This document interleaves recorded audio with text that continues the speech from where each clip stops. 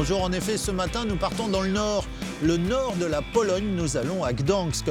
On l'imagine enfumée et industrielle, et tout au contraire, elle est pittoresque et charmante, la preuve en images.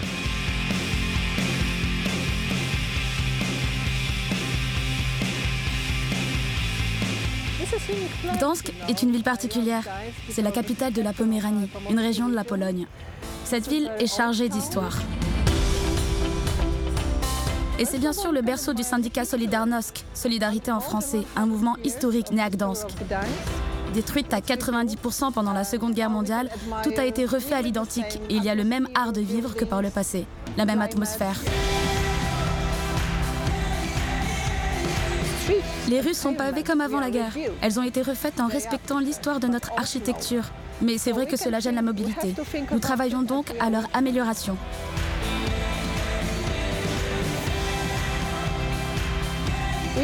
Grâce aux fonds européens, nous essayons, peu à peu, d'améliorer le quotidien de toutes les populations, handicapées ou non. C'est notre objectif, mais tout ne peut se faire qu'étape par étape.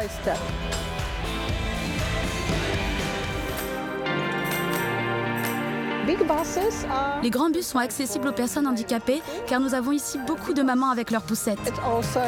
Pour les trams, c'est plus compliqué. Certains sont complètement accessibles, d'autres pas du tout. Mais nous les changeons peu à peu et à terme, ils le seront tous.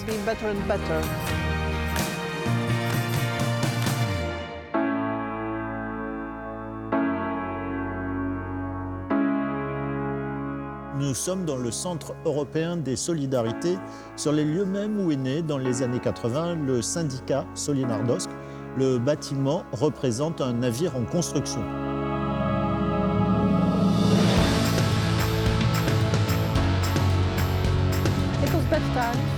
C'était une période très dure pour nous, mais nous avons réussi à combattre le communisme.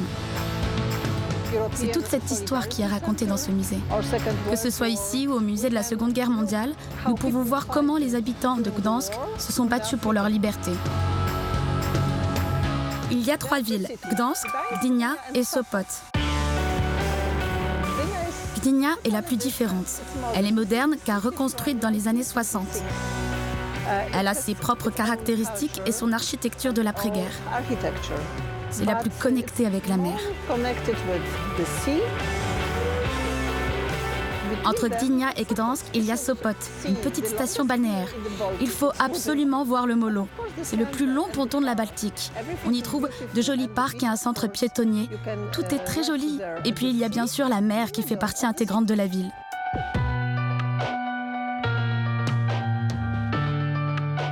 Nous sommes sortis du communisme il y a à peine 25-30 ans. Dans le passé, on ne parlait pas de la problématique du handicap. Ce n'était pas naturel.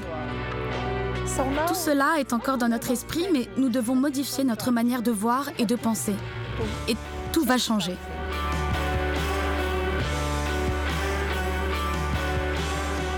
Voilà, c'est à Sopot, ville balnéaire voisine de Gdańsk, que nous nous quittons.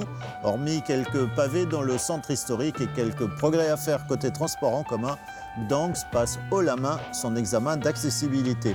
Je vous souhaite une très bonne journée, à bientôt.